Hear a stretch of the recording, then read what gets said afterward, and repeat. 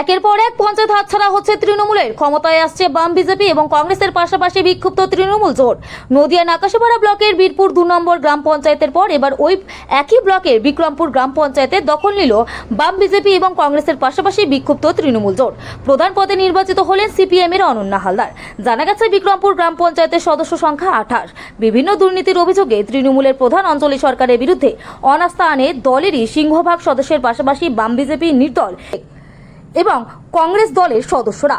আস্থা ভোটে তৃণমূলের প্রধান অঞ্জলি সরকার পরাজিত হন। সোমবার বাম, বিজেপি নির্দল এবং কংগ্রেস দলের মোট 17 জন সদস্য সিপিএম এর অনন্যা হালদারকে প্রধান মনোনীত করেন। বিক্রমপুর পঞ্চায়েত কেন তৃণমূলের হাতছাড়া হলো সে সম্পর্কে কি জানা গেল দেখে নেওয়া যাক। আমি তন্ময় গাঙ্গুলি। আজকে আমার কোনো দলের নাম উল্লেখ করা ঠিক হবে না, যেহেতু এখানে সমস্ত দলের সদস্যরাই আছেন। প্রধান হয়েছে সিপিএমের অনন্যা হালদার। আমি দীর্ঘদিন পঞ্চায়েত সমিতি পঞ্চায়েতে কাজ করছি।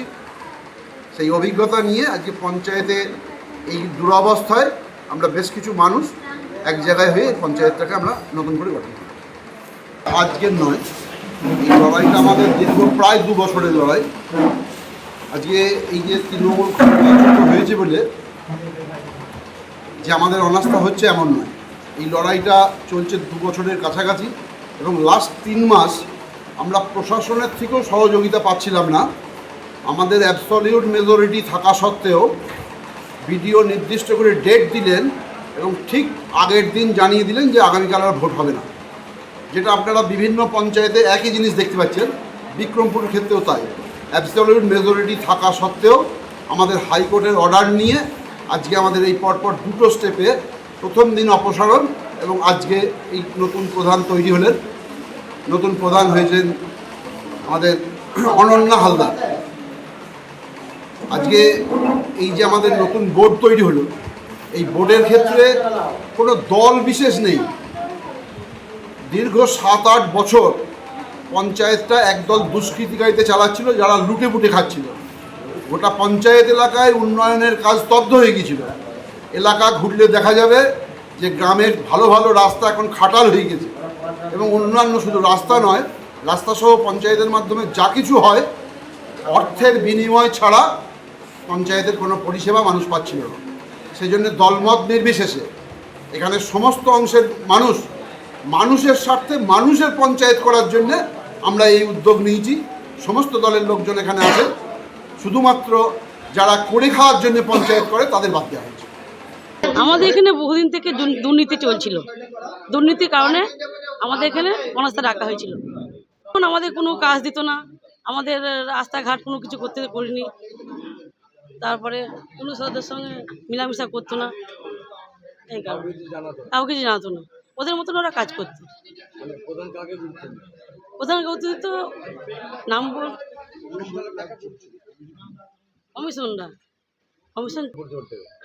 সবার দিকে দেখতে হবে, যে যতগুলো মেম্বার আছে সবাইকে নিয়ে আমরা জোটে হয়েছি। আমি সিপিএমের মেম্বার ছিলাম, এখন প্রধান হয়েছি অনন্যা হালদার। বিক্রমপুর জি আগের প্রধান অঞ্জলি সরকার প্রধান ছিলেন।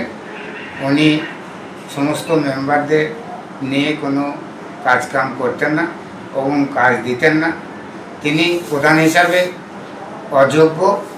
তিনি প্রধানের যে কাজটা করণীয় সে কাজটা তিনি করতেন না। এই অঞ্চলের অঞ্চলের সভাপতি তিনি যেভাবে তাকে পরিচালনা, কোন দলের? তৃণমূল কংগ্রেসের অঞ্চল সভাপতি, তিনি যেভাবে পরিচালনা করতেন সেই মতামত তিনি চলতেন। তিনার বাইরে একটু কাজ তিনি করতেন না প্রধান হিসাবে।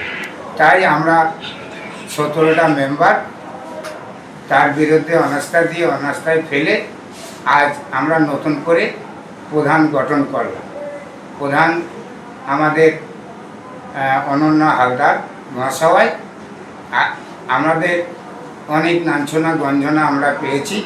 দীর্ঘ 3 বছর হতে চলল, আমাদের বুথে একটি কাজও আমরা করতে পারিনি। ঘর বলুন, রাস্তা বলুন, যে কোনো কাজ বলুন, আমাদের একটি কাজও দেওয়া হয়নি।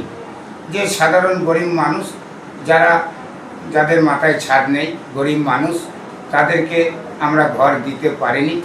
যারা বিগত দিনে আবাস যোজনা ঘর পেয়েছে তারাই আবার ঘর পেয়েছে। যার মাথার ওপর ছাদ আছে তার ঘরের নাম আছে, যার ঘরে ঘর নেই তার কোনো লিস্টেই নাম নেই। এবার কি মনে হয় আপনার কাজগুলো ঠিকঠাক হবে? আমরা অনেক তপস্যার মধ্যে ছিলাম। এবার আমরা সকল দলের মেম্বার একত্রিত হয়ে এই প্রধানকে অপসারণ করে আমরা আগামী দিনে বিভিন্ন বুথের সদস্যরা মানুষের পরিষেবা দিতে পারি, মানুষের কাজ করতে পারি, সেই আশা সকলের কাছে আমরা রাখছি।